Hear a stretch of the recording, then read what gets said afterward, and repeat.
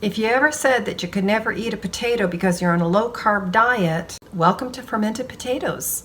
Fermented potatoes ferment quite quickly, get quite bubbly, and they have a very distinct yeast smell. Do you have a favorite potato salad recipe? Ferment it. Unfortunately, I don't have space in my kitchen, so I think I'll have to leave it here on the island. What happens when you forget your ferment in your fridge and it's been 4, 5, 6 months?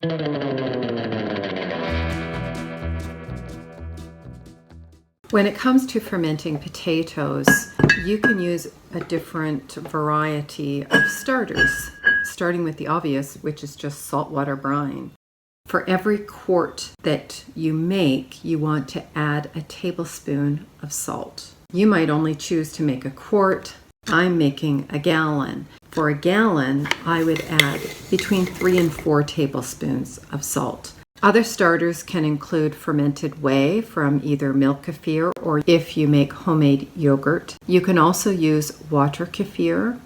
You can use the brine from any vegetable that you have fermented. If you make homemade kombucha that is between 10 and 21 days old, you can use kombucha as a starter. So how much kombucha would you add to, say, a quart of potatoes? About a tablespoon is all you need. And then fill the rest with water. But when you use something like kombucha, you don't need to add salt. Similarly, when you use fermented whey or water kefir, you do not need to add salt.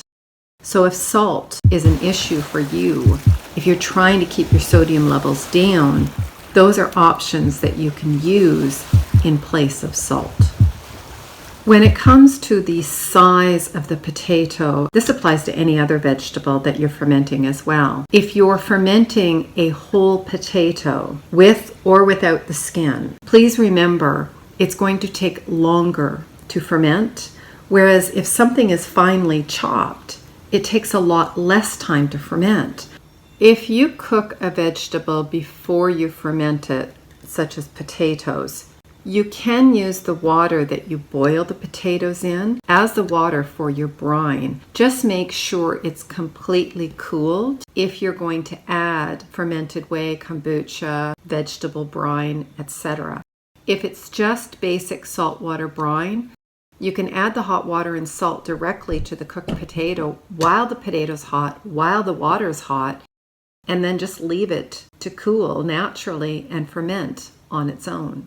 When potatoes are chopped finely, they normally start fermenting about 3 to 10 days outside of your fridge. So if you're just leaving it on your counter. And the reason why I say 3 to 10 days is because it's really going to depend on what your indoor temperatures are. So for example, we just had a heat wave here in the beginning of April. It was anywhere from 23 to 30 degrees.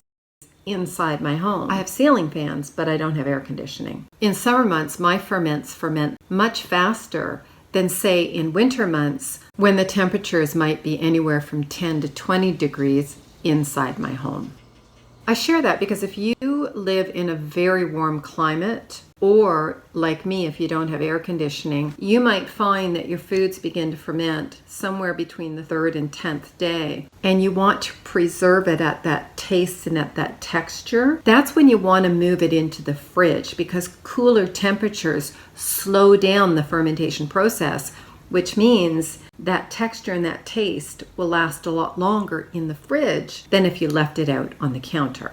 Remember that the longer it stays out in warmer temperatures, the faster it ferments, and that changes the taste and the texture. It'll become more sour and softer a lot faster. If you have a large family that eats ferments, then obviously you're probably going to want to ferment larger portions. But if it's just you or maybe a couple of people in your home, a 1-gallon jar might not be beneficial for you. So therefore, fermenting in a quart or even a pint might be more advantageous. And obviously, if you're going to leave it on the counter, you need counter space. And if you're going to put it in your fridge, you need to ensure you have proper fridge space. So what are some of the things that you can do once your potatoes are fermented?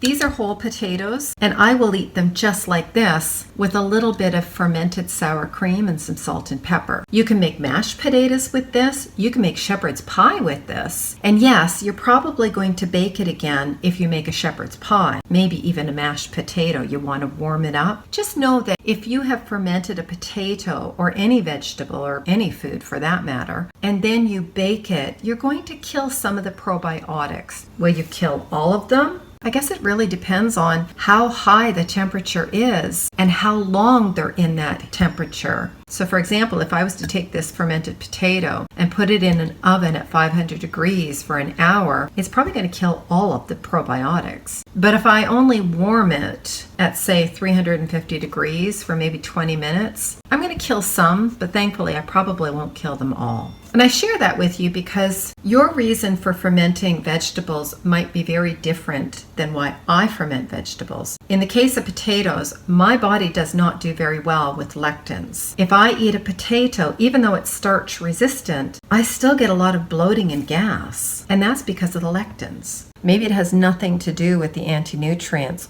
For you, you might ferment your vegetables simply because you don't want all those carbs. Maybe you're on a low-carb diet. So for that reason, you might ferment your foods and then cook them afterwards because it's not about probiotics. It's more about carbs. Another way that you can eat fermented potatoes, my favorite, fermented potato salad. You can start with a fermented potato and then make your salad, or you can start with an unfermented potato. Make your potato salad, and then when it's cooled, add some fermented whey or kombucha or fermented vegetable brine or water kefir as a starter to get it fermenting. And then my suggestion is leave it for at least minimum 3 to 5 days in the fridge before you eat it, just to give it a tiny little chance to get soured. Personally, I like fermented potato salad very soured. I've just made this and I'll leave it in my fridge for about 3 months before I'll even touch it. And then not only is it nice and soured, which is how I like it, but it has the highest yield at that time of probiotics. Other vegetables are different. So if you are new to the channel, if you haven't watched any of my other fermentation videos, I highly recommend that you do that. And I'm going to draw your attention to fermented cucumbers and fermented zucchini. On the counter, they pretty much turn to mush in 3 days. So best to leave those on the counter for a day and then put them in the fridge. And typically, they'll only last a few months, maybe 1 to 3 months tops. Whereas potato salad can last anywhere from 6 to 12 months in your fridge. And that's still full of probiotics. Even after 9 months, maybe some of the probiotics will die off. Maybe even most of the probiotics will die off. But your food is still safe to eat, providing when you open the lid, it doesn't contain mold. If you see a thick whitish film, chances are that's calm yeast. Not everybody wants to eat calm yeast, even though it's safe and edible. So if that's you, just skim it off, throw it in your compost, give it to your pets. It's probiotic. The space between where the water ends and the top of the jar is, this space in between is called head space. You want to leave a good couple inches of head space and make certain that your potatoes are fully covered with water. These potatoes are cooked, but you can ferment potatoes raw, providing they don't have any green spots. And if you want to add an herb, by all means do. You can add rosemary or thyme, oregano, mixed Italian herbs, whatever herb you like, or just plain, which that's what I'm going to do today. And my suggestion, if you have a bowl that your jar fits into, put your jar inside the bowl. And by the way, you don't need to burp this.